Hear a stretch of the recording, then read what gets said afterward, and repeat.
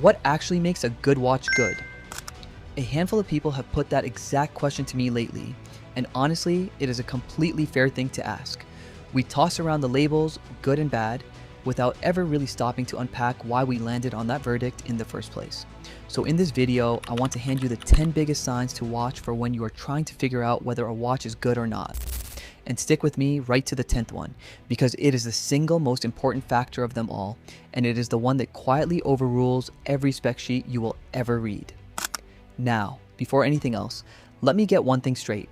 Watch collecting is deeply subjective and deeply personal, so a watch that one person writes off as terrible could be an absolute gem for you.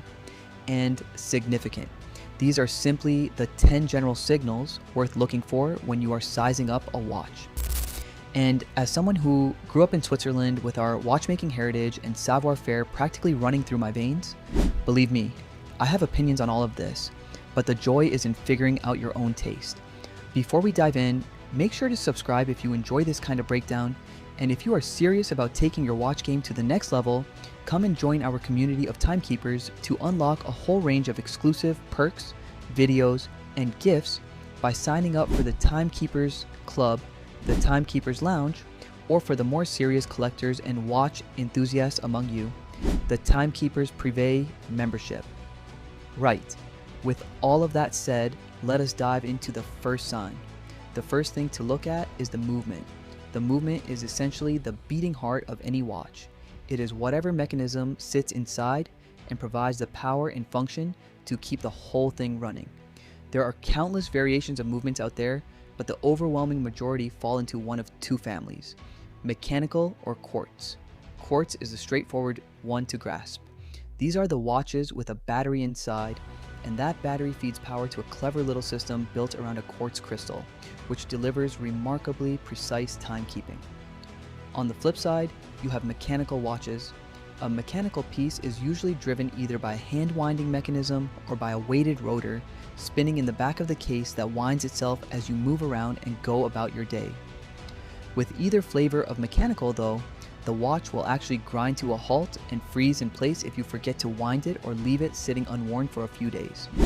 Now, when it comes to quartz versus mechanical, neither one is flat out superior to the other. A solid chunk of enthusiasts do gravitate toward mechanical movements, largely because of the history and romance behind them. There genuinely is something magical about wearing a fully mechanical analog machine on your wrist, one powered entirely by your own motion and gravity or by a hand wind.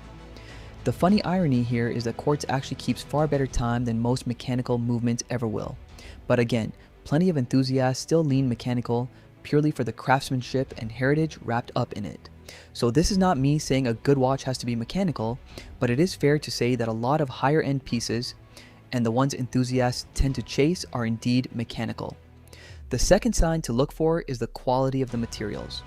Right at the top of the spectrum, you start running into all sorts of exotic materials, precious metals like gold, or other case materials such as ceramic. These tend to be rare or genuinely tricky to source on their own, or they demand far more complex machining that simply cannot be pulled off in cheaper, lower quality watches. This is also where you keep an eye out for things like scratch-resistant crystals. A lot of budget pieces come fitted with mineral glass or even acrylic, as opposed to the more premium and far more scratch-resistant sapphire crystal, and the materials feed directly into the third sign, which is the overall build quality. With a genuinely good watch, what you want to feel is a rock-solid case construction, clean and smooth, finishing throughout, and a secure strap or bracelet that is easy to resize or swap and that fits snugly into the case. With a lot of cheap, low-end watches, you can sense the difference almost the second you pick it up. There will be noticeable play or wobble where the bracelet meets the case. You will spot all kinds of flaws in the brushing and the finishing, and you just get that instant flimsy sensation like the whole thing was folded together out of tinfoil. So the build quality and the materials together carry a lot of weight in deciding whether you would call a watch good or bad. The fourth big sign is brand trust and history. Now, brand is not everything, and you should absolutely never buy a watch on the name alone, but the brand and its story usually make up a huge part of what a watch actually is. And this does not mean you need to be fixated only on the most famous names in the game like Rolex or AP. There are loads of brilliant, affordable brands out there, names like Casio, Timex, Seiko, Tissot, brands that have built up real trust and genuine history without emptying your wallet. The fifth sign is a comfortable fit. This one is going to be quite personal and subjective, but it matters enormously when you're choosing a watch. If you actually intend to wear your watches, which you really should, then you need to pick something that feels comfortable and is appropriately sized for you. Watches arrive in every imaginable shape, size, form, and weight, so it is worth working out the dimensions that both feel and look right on your own wrist. One of the key numbers to pay attention to here is case width. If you have larger wrists, you might find yourself drawn to bigger watches with case diameters of 40 millimeters or more, whereas if your wrists run smaller, something at 36 millimeters or under might suit you far better. It sounds like a trivial difference until you physically try a few on and realize just how dramatically those widths change the feel. Honestly, the only real way to discover what works for you is to strap on a whole bunch of watches at different sizes and reach your own conclusions. I would recommend visiting a boutique and just trying as many as you can before committing. The sixth sign is a thoughtful dial design.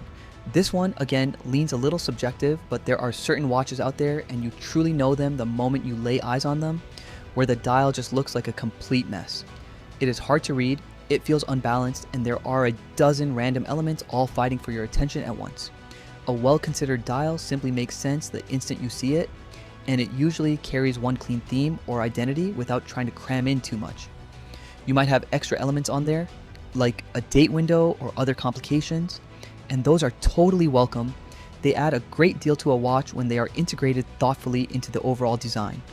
Speaking of which, if you caught our earlier video breaking down every watch complication, you will have a real head start on understanding which of those elements genuinely earn their place on a dial and which ones just add clutter.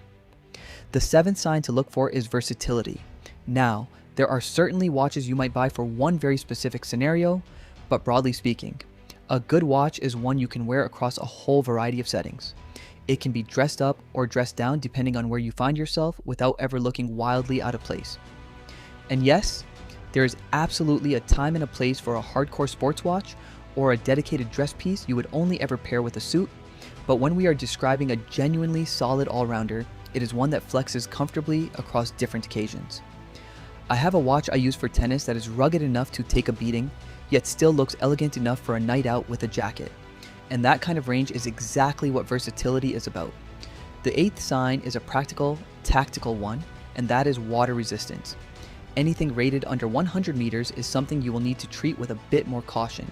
It is usually perfectly fine for light splashes, washing your hands, or a brief moment of getting caught in the shower, but it is genuinely not built for swimming or extended soaking. The sweet spot for most real-world use tends to sit in that 100 to 200 meter range. That level typically gives you far more peace of mind if you dunk the watch, take a light swim, or wear it in the hot tub. You probably still would not want to dive with it, but it will shrug off almost every everyday encounter with water, and once you climb past 200 meters, you are genuinely moving into dedicated dive watch territory at that point. The ninth sign is resale value or longevity.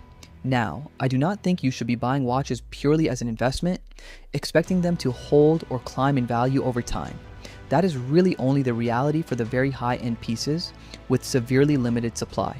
But in general, a good watch will still retain a decent slice of its worth, even years down the road. Take a brand new Seiko 5 as an example, which you can usually pick up today for around $100 to $200. As long as you keep it in good shape and it is still ticking along a few years later, you might well be able to sell it on for maybe 75% of what you originally paid. Now, that is not guaranteed, and it varies hugely by model and brand, but broadly, a good watch has a healthy resale market behind it. You see this glaringly, obviously with the high-end names like Omega, Rolex, and AP, but you also spot it with the more accessible brands like Seiko and Timex. If you can find people selling used versions of the watch you are eyeing, and they are still going for somewhere in the neighborhood of the new price, that is a pretty strong indicator you are looking at a good, solid watch. And the 10th and final sign of a good watch is a personal or emotional connection. As I said right at the start, a good watch is not just about the numbers on a spec sheet. It really ought to speak to you, to your style, your personality, or even your memories. So many enthusiasts buy a new watch to mark a fresh chapter in life, a milestone, or something they simply want to hold on to forever. And while you can absolutely hunt for a watch that ticks all 9 of the other boxes in a given moment, in that particular scenario, it almost stops mattering which watch you choose or what specs it carries. If a watch is bound up with an important life event or a cherished memory, it is always going to be a good one. My own first proper watch was a gift, and no spec sheet on earth could ever make me part with it. Watch collecting is meant to be fun. It should feel personal, and we really should not take ourselves too seriously as we go down this road. You absolutely want to keep an eye on the movement, the materials, the fit, how the dial looks, the build quality, the brand, the water resistance, all of that good stuff. But the single most important thing is that you genuinely love the watch and you are actually going to wear it, because frankly, the world could do with more people wearing wristwatches. If you enjoyed this breakdown, make sure to become a member of our community to get all the exclusive privileges. Don't forget to subscribe and let me know down in the comments which of these 10 signs matters most to you and what you would like me to break down next. For now, take care everyone. From the one and only, your Swiss timekeeper.